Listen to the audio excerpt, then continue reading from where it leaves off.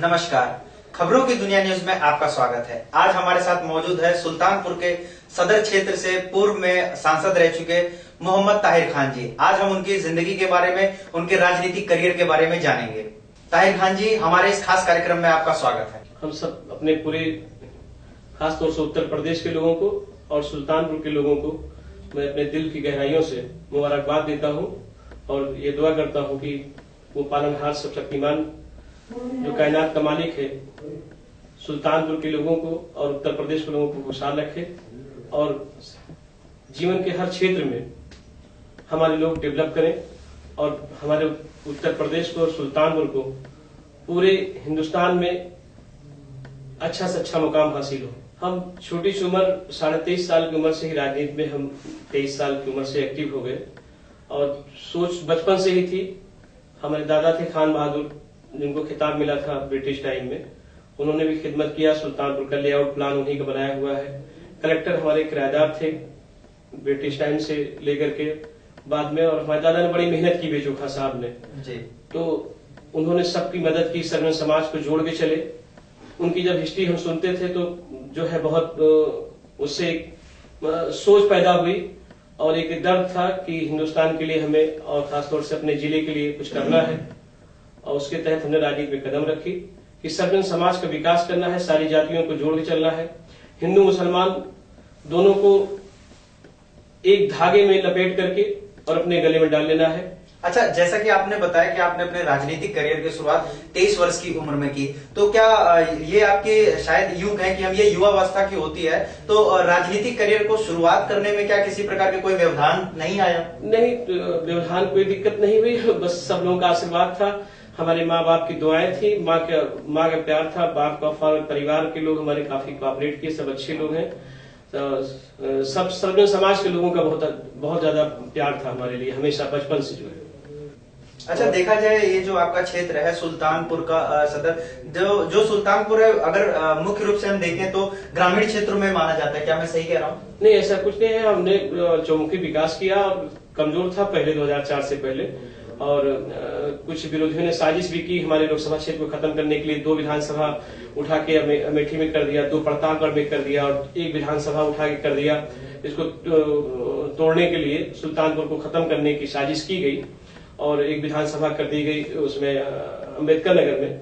तो अल्लाह शुक्र था, मैं और लड़ाई लड़ा मैंने और हमारे साथ 2-4 एमपीज और गए। जस्टिस कुलदीप नैयर साहब थे उस वक्त, तो उनसे रिक्वेस्ट किया, हमारे आंसू निकलने लगे भर भर। हमने लेटर दिया उनसे, 2-3 बार मुलाकात हुई, तो दूसरी बार उसमें ही उन्होंने हमको अच्छा रिजल्ट दे दिया और कहा कि जाओ, तुम्हारे आंसू का सिला तुम्हें मिलेगा, सुल्तानपुर को हम नहीं खत्म करेंगे जो है। अच्छा, और सुल्तानपुर लोकसभा बना रहेगा जी। और उसकी परिध में हमने रात दिन खिदमत की। सुल्तानपुर की कब रात हुआ कब दिन हुआ।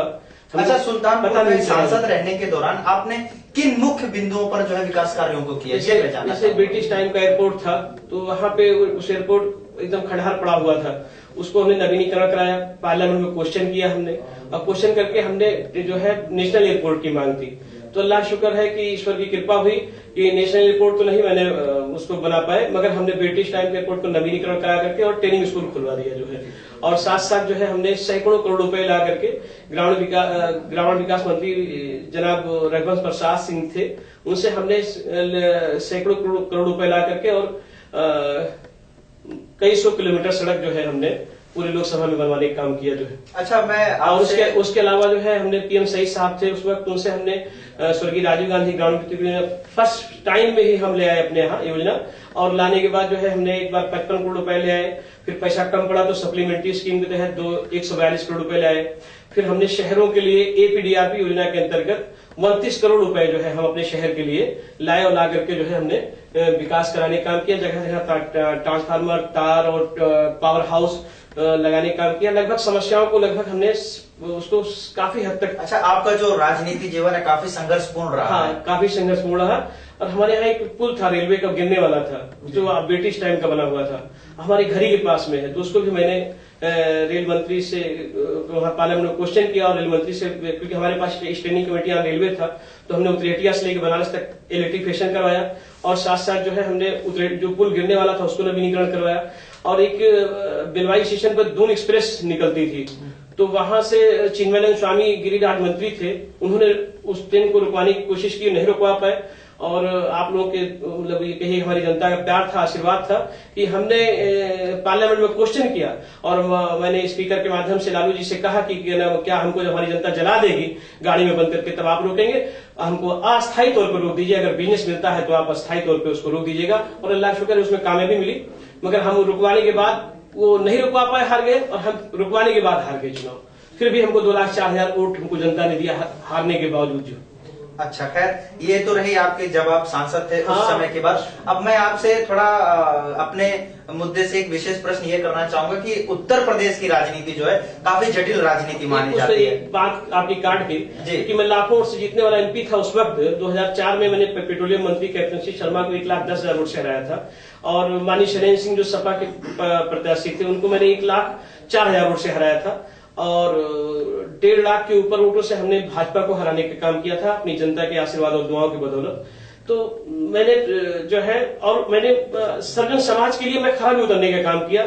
जगह जगह जो भी समस्याएं थी, junior high school, primary school और बहुत सारे सनलाइट वगैरह और हजारों की तादाद में नल जो है सर्जन समाज के लिए हमने अच्छा, जो हमारा उत्तर प्रदेश है, उत्तर प्रदेश में 2017 जो कि चल रहा है, विधानसभा चुनाव करीब आने वाले, तो आप उत्तर प्रदेश की राजनीति के बारे में क्या कहना चाहेंगे? आपका दृष्टिकोण क्या है उत्तर प्रदेश की राजनीति? कुछ हलचल थी जिसको हम लोग यकीन था, हम लोग दुआ भी कर रहे थे कि मेरे मौला एक स्टैंड हो जाए, बेहतर हो जाए और हमारी साइकिल बच जाए और पूरा परिवार एक हो जाए।